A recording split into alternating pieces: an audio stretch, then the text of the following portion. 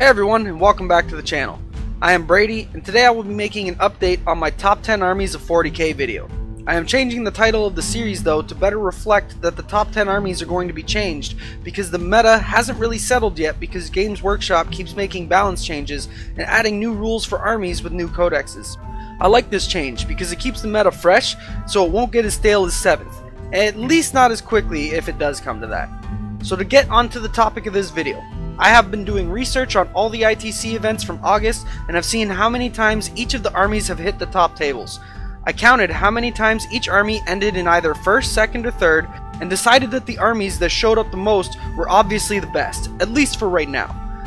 So without any more delay, let's get into the top 10 armies from August. Also, if you are curious about any of the lists for any of these armies, just comment down below and I will shoot you a link. Number 10. Imperial Knights. A few Imperial Knights lists have shown up on the top tables and tournaments, putting them into the 10th spot. I don't think they're actually that great. I think they were just a good anti-meta army, because a lot of the meta for a while has been hordes like Horror Spam and Guard.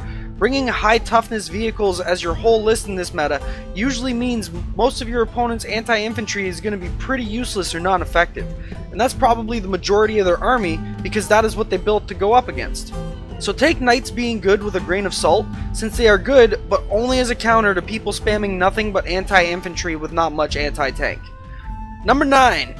Genestealer Cult. A few Genestealer Cult armies have been making the top tables in August as well. Using Tyranid as allies, the Genestealers are pretty good. In my last top 10 video, I had multiple viewers ask, where are Nids? And my answer was they weren't good enough by themselves and they weren't showing results.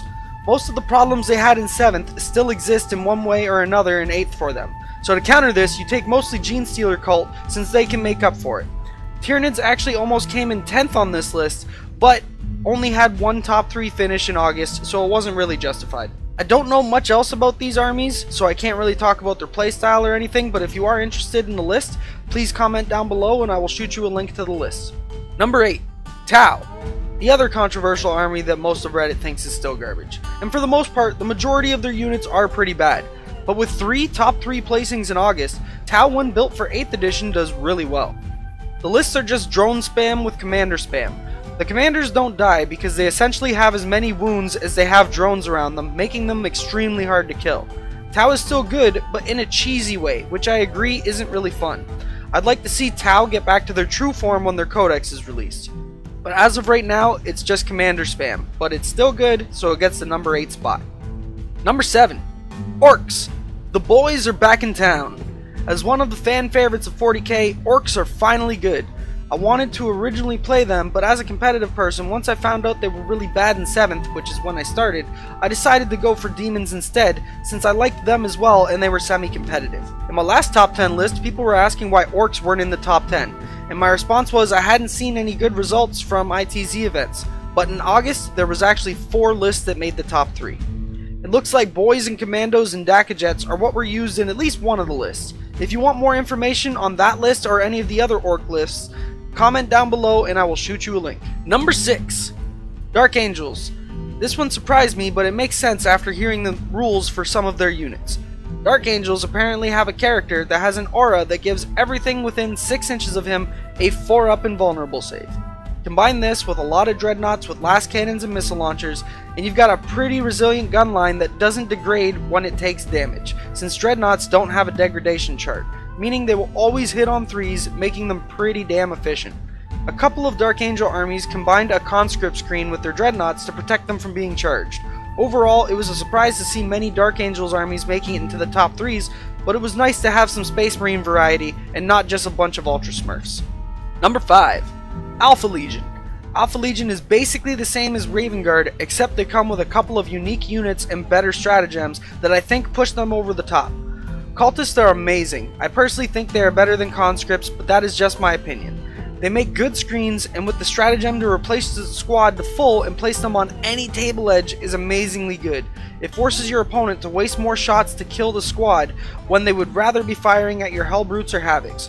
Otherwise, the 2 cultists that are left in that unit turn back into 40 cultists and get sent behind your opponent's army on their table edge. I'm glad CSM is actually doing well for once compared to how bad they were in 7th. couple of the Alpha Legion lists also featured Berserkers, which I personally still don't like, but if it's working for them, then it must be working, so. Number 4, Inari. In my last report, I had Inari placed pretty high as well. With their super high mobility, good firepower, and also their soul burst, they make a very strong army. If it wasn't for their soul burst ability, this army wouldn't be that good, but because of the soul burst, it brings Inari up to another level.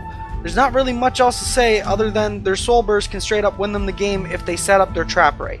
Also, Ivrain is pretty good. Number 3, Tzeentch Demons or Mortal Wound Spam. Tzeentch Demons have been evolving, and most lists actually don't take Magnus the Red anymore. It seems the meta has shifted and people realize how many more things they can fit in their list when they don't bring a 415 point model that gets one shot on turn 1. Magnus is only good when he gets his +1 invulnerable spell off, and with a lot of the top armies, they have ways to deny that, or even if they just happen to go first, Magnus is pretty vulnerable even with a changeling supporting him. Instead, most people are opting out of taking Magnus for taking more Malefic Lords or more things that can spam Smite. Like in my last video, I'm going to recommend you don't go out and buy this army because it's due for a nerf anytime now. Number 2, Ultramarines or Imperium. Almost every army list I saw was using a battalion of guard with just commissars and conscripts to screen and bubble wrap their army for protection from charges.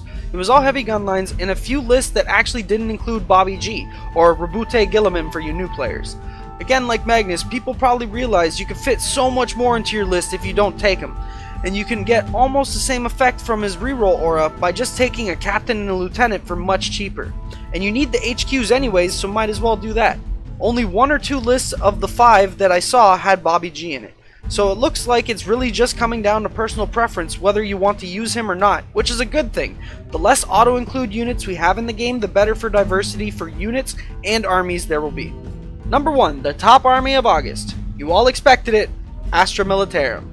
And this was the month before their codex dropped. This army is probably going to be the equivalent to 7th edition's Eldar, with the fact that it looks like it's the most popular army and seems to be doing extremely well. The army is super popular, so lots of people are going to play it, and because it's so popular, a lot of people are going to get good results with them. The way they were played in August is going to be very different from the way they were played post-codex though.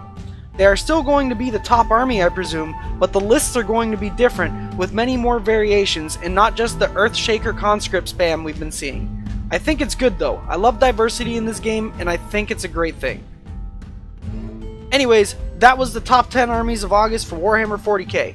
If you have any comments, please leave them down below and I will get to you when I can. If you want to know about any of the specific army lists, leave a comment and I will get back to you as soon as possible. Also, thanks for watching the video, I hope you enjoyed it, and I'll see you in the next one. Happy wargaming!